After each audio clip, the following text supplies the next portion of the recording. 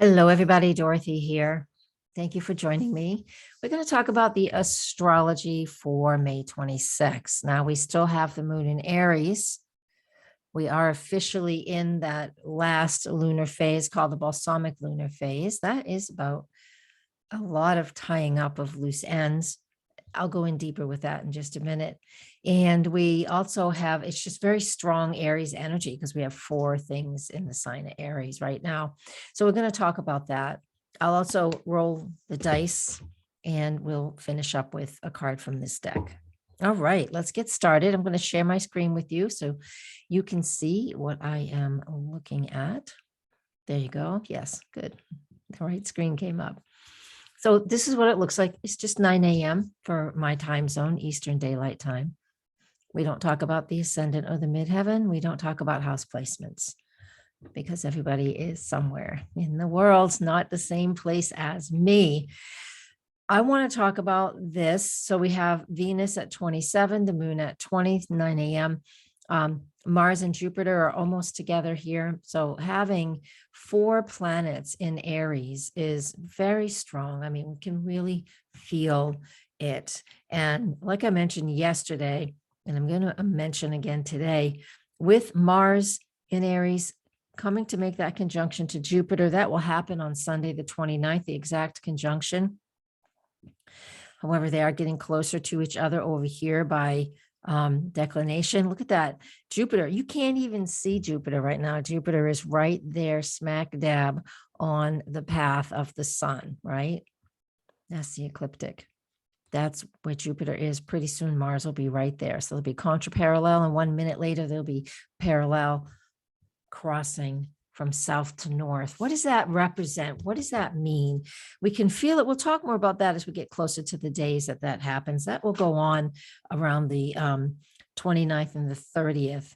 But in the meantime, today, the 26th, they are still coming together. And as Mars always, in my opinion, and in my own even personal experience, whenever Mars is in a fire sign, this is his own rulership. So he's like straightforward who he is in this energy of being aggressive, assertive, going for it. I have the courage I need to take the risks I want to take. And I'll even be impulsive and even take risks that I don't usually take. And whenever Mars is in a fire sign, so besides its own sign, like right now, if it's in another fire sign, which would be Leo or Sagittarius, it just has this dynamic of heightened energy. So that being said, you might want to look at what you have in Leo and Sag and just pace and pay attention to when Mars will move through there, right? So he's going to move through there in just about 7 weeks. By the way, the last time Mars was in Aries was back in 2020.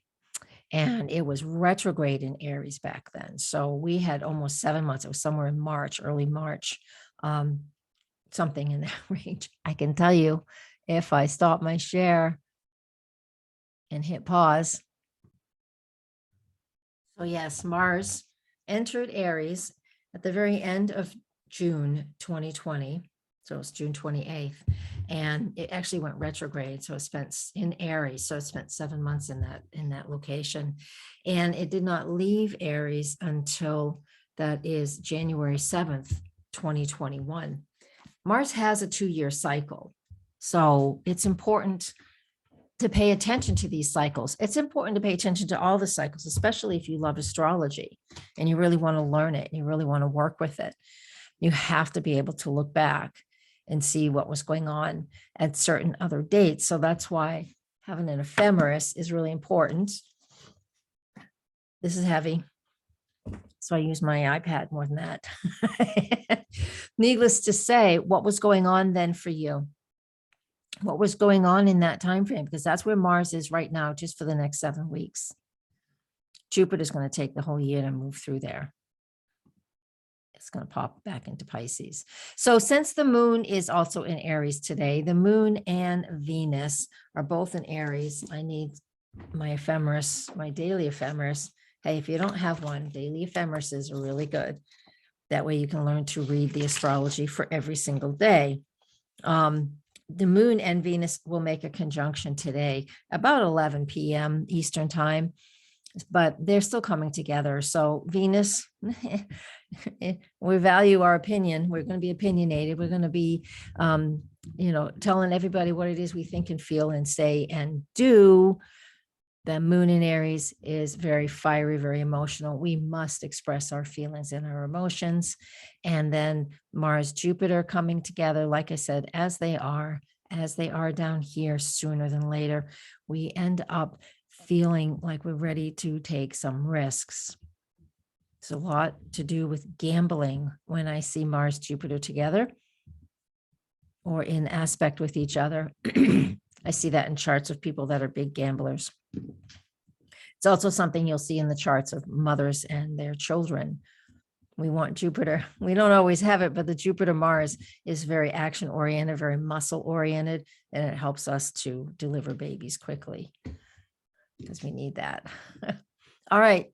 So what do we want to do on Thursday, the 26th? We want to be aware of our own anger, be aware of the actions we're taking. It's okay. You could find courage where you haven't found it before. And that's a fantastic way to channel the strength of the fire, the cardinal fire that we have in this chart. Let's do a dice. What do we want? What is further content that we can get from Spirit? You're welcome to ask a question now. Oh, this is deep. It's not Mars. It's Pluto in Scorpio in the first house. Pluto is the modern ruler of Scorpio. Mars is the traditional ruler of Scorpio. So when I see a role of Pluto in Scorpio in the first house, this tells me that there is some deep transformation going on for somebody. Again, this doesn't necessarily have to be a message for everybody, but Pluto and Scorpio in the first house means that my appearance, who I am, who the world sees me as, my persona, is going through a deep transformation. So if you've been thinking of doing a radical change, maybe a facelift, maybe really different hair color, completely different outfits, a new persona. And it's a deep change and a deep transformation. I know that's superficial, but that's what the first house represents, not being superficial, but just the shell, what people see on the shell. So we're looking at something that here that is quite transformative. All right. Please come to my website, DorothyMorganAstrologer.com. All the links are either in the About link here. A lot of them are actually in the content below this video on YouTube. All kinds of stuff. You can financially support me there by booking a session if you like, taking a class. Come to Patreon, that too. Here on YouTube, all you have to do is click subscribe, thumbs up, make a comment below the video, share it in your social media stuff. Spirit of fire. That's wonderful. Sometimes it's the bottom. Perfect. I know we've had this card before, just recently. But we have a lot of Aries energy. Aries is fire. It is all about taking right action. I know there is a lot of horrific things going on in the world. I am not blind to that. And with that being said, what choices do you need to make so you feel like you're in control, you're taking your own action? And that's what this fire card, this spirit of fire is about, and taking action in the right way for you and your family. Very wise. See, then we just start pulling Vision Quest, we pull the owl medicine, Grandmother Earth. Yeah, anyways, I'll stick with this one, okay? And you should too. Find that place where you can take action. And oh yeah, we're at the Balsamic lunar phase. I'll talk more about that tomorrow too. I don't need to shuffle anymore. I'm just fidgeting. I am a Gemini. Everybody, thank you so much. I'm going to get the new moon forecast out for Patreon today. And then I will, I'll launch it here over the weekend. Save me an extra video. Each one of these, they may only be 8 minutes long or 10 minutes long, but it's almost an hour of time every day. Blessings. Just making you aware. It's not a complaint. I love to share what I know. Namaste, everybody.